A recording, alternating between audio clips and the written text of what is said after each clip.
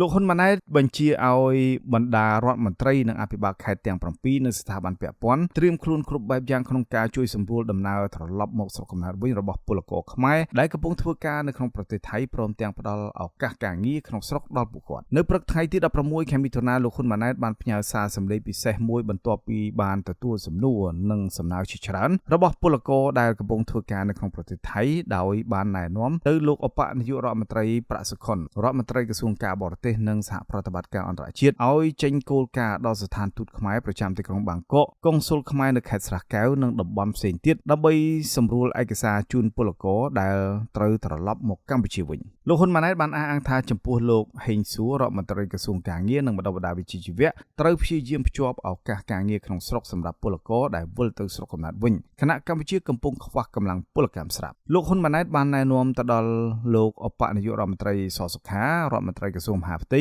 លោកសុកវាសនាអគ្គនាយកនៃអគ្គនាយកដ្ឋានអន្តោប្រវេសន៍រួមទាំងបណ្ដាអភិបាលខេត្តជាប់ព្រំដែនថៃទាំង7រួមមានខេត្តបន្ទាយមានជ័យឧត្តរមានជ័យព្រះវិហារបាត់ដំបងបៃលិនពោធិ៍សាត់និងកោះកុងត្រូវសហការគ្រប់បែបយ៉ាងក្នុងការជួយសម្រួលពលរដ្ឋខ្មែរទាំងមានឬគ្មានឯកសារលោកហ៊ុនម៉ាណែតអះអាងថាមានបងប្អូនខ្លះបានចោទជាសំណួរថាមានបងប្អូននៅថៃ30ឆ្នាំហើយចង់មករស់នៅមើលថែទាំម្ដាយដែលមានអាយុ80ឆ្នាំតែគាត់ពុំមានឯកសារលោកអាចឆ្លើយបានថាអ្នកណាក៏ដោយឲ្យតែជាខ្មែរទោះមានឬគ្មានឯកសាររាជរដ្ឋាភិបាលទទួលយកបានទាំងអស់ដោយគ្មានការរើសអើងអភិបាលរាជធានីភ្នំពេញលោកខុងស្រីនៅថ្ងៃទី14ខែមិថុនាបានបញ្ជាក់ថាអាជ្ញាធររាជធានីភ្នំពេញបានត្រៀមរថយន្តក្រុងប្រមាណ400គ្រឿងរួចរាល់ហើយដើម្បីដឹកជញ្ជូនពលរដ្ឋចេញពីច្រកព្រំដែនថៃទៅស្រុកកំណើតវិញក្នុងករណីមានបញ្ជាពីរដ្ឋាភិបាលចំណែករដ្ឋបាលខេត្តពោធិ៍សាត់វិញក៏បានត្រៀមកម្លាំងនឹងរថយន្ត170គ្រឿងដើម្បីអន្តរាគមន៍ជម្លៀសពលរដ្ឋដែលរស់នៅតាមបន្ទាត់ព្រំដែនប្រមាណ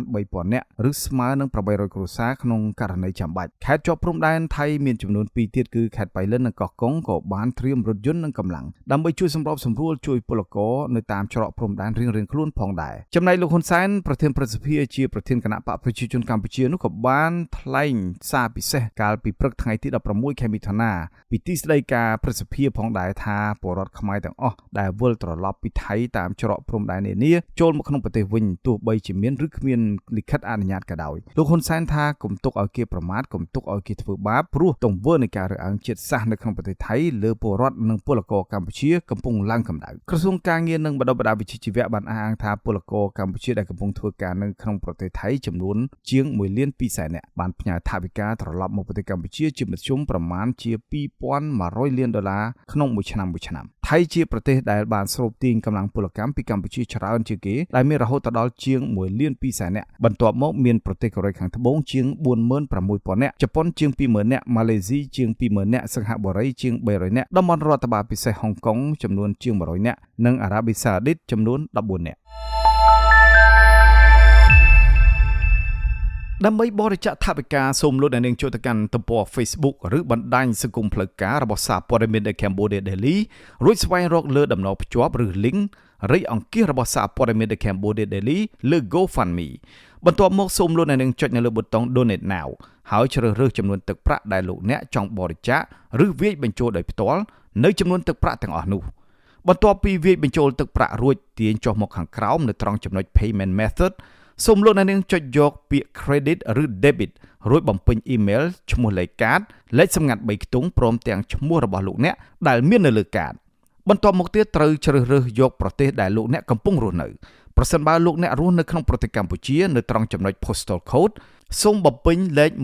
12000 បន្ទាប់ពីបញ្ចូលចំនួនទឹកប្រាក់និងព័ត៌មានរួចសូមលោកអ្នកនាងចុចនៅលើប៊ូតុង Donate Now ជាការស្រេចសូមអរគុណ